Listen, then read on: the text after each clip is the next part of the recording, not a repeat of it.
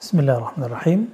Alhamdulillahirabbil alamin. Wassalatu wassalamu ala sayyidil mursalin wa ala alihi wa ashabihi wa li baitihi wa dzurriyyatihi ajma'in wa ba'd.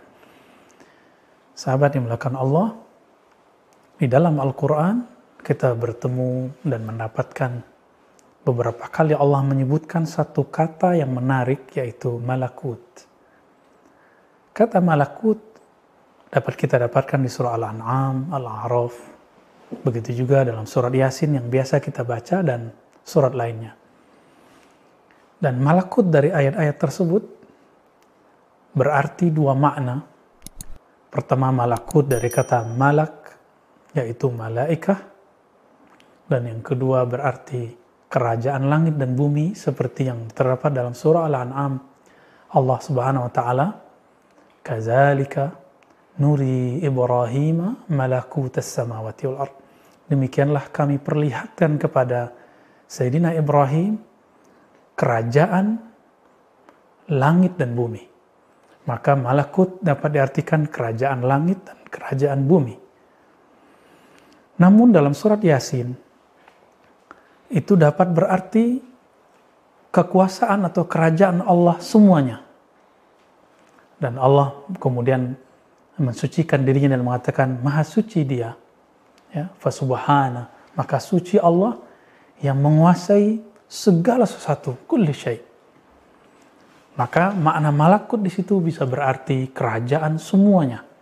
Maka malakut dapat diartikan dengan artian yang umum dan artian yang khusus.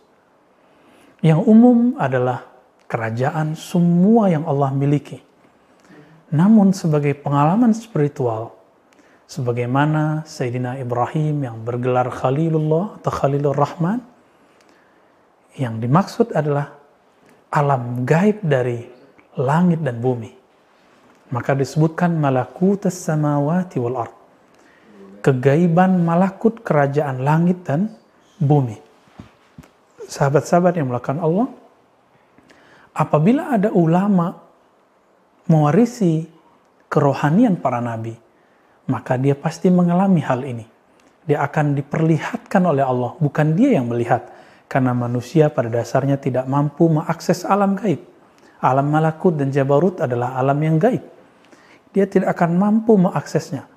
Tapi jika Allah ingin memperlihatkannya, nuri Ibrahim malakutas samawati wal ard. Ini kata kuncinya. Jadi seorang wali, seorang nabi tidak bisa memandang alam gaib, tapi dia diberikan pandangan. Inilah yang dikatakan oleh Al-Imam Al-Bukhari dalam Sahih Bukhari, kuntu sam'ahu alladhi yasma'u bih. Ketika dia mendengar dengan samak kami, samakku, dan basarnya menjadi basarku. Dia melihat dengan pandanganku, dia mendengar dengan pendengaranku. Sahabat yang dimuliakan Allah, inilah hakikat dari mukasyafah. Orang yang dianugerahi oleh Allah SWT mampu mengakses alam malakut dan jabarut. Jadi pada hakikatnya tidak ada orang yang mukasyafah sendiri kecuali Allah yang ingin memperlihatkannya. Dan syarat wajibnya adalah dia mesti warasatul anbiya. Dia mewarisi para nabi, bukan rasul. Apa beda nabi dan rasul? Rasul diberikan hak otoritas suatu hukum yang kita sebut dengan syariat. Sedangkan nabi, siapapun hamba Allah yang diberikan ilmu ma'rifatullah secara spesial, secara mendalam, maka mereka adalah para nabi sebelum Nabi Muhammad SAW.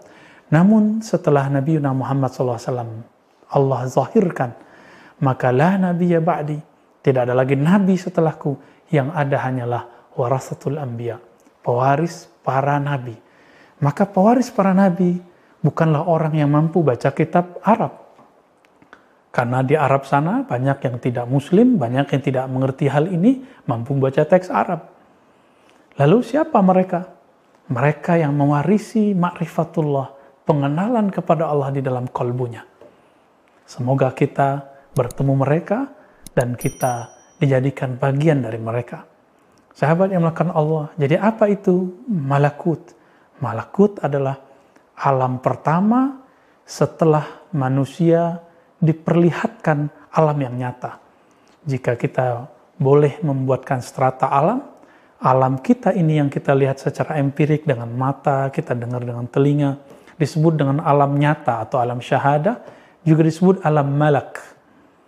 Juga disebut alam nasut, alam manusia.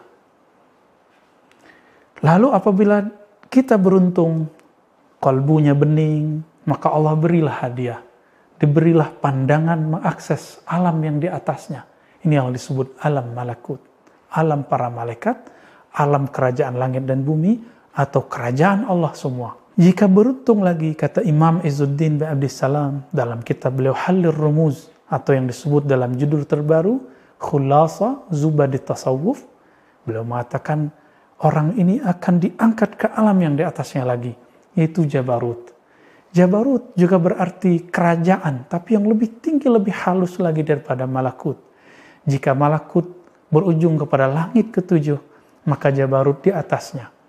Dimulailah dengan Baitul Ma'mur, kemudian masuk ke bait yang ada di Sidratul Muntaha, yang hanya Allah yang tahu namanya dan berapa luasnya. Disitulah mulai seorang wali ataupun seorang nabi mencicipi apapun yang dia bisa cicipi dari hidangan Jabarut. Kita teringat dalam kisah Isra dan Mi'raj. Dalam Mi'rajnya Nabi beliau ditawarkan 2 air. Pertama yang putih, yaitu susu. Yang kedua, khamar, yaitu minuman yang kita sebut tuak hari ini atau minuman keras. Apa yang dipilih oleh Sayyidina Nabi SAW? Beliau memilih air yang putih. Maka Sayyidina Jibril mengatakan, engkau telah menyelamatkan umatmu, hai Muhammad.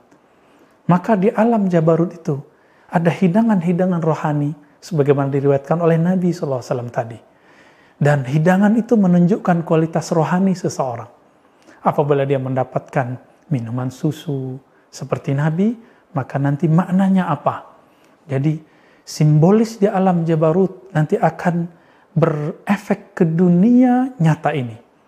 Maka sahabat yang dimuliakan Allah, sungguh beruntung Nabi kita, Allah perjalankan tidak hanya dengan rohaninya, bahkan dengan fisiknya, bahkan dengan sendalnya, jika diibaratkan oleh ahli-ahli sejarah. Naik ke alam sana, dalam sekejap sampai ke alam Jabarut, bahkan langsung ke alam yang di atas lagi. Sidi Ahmad Tijani menyebutkan alam di atasnya lagi, yaitu Lahut, kemudian Hahut.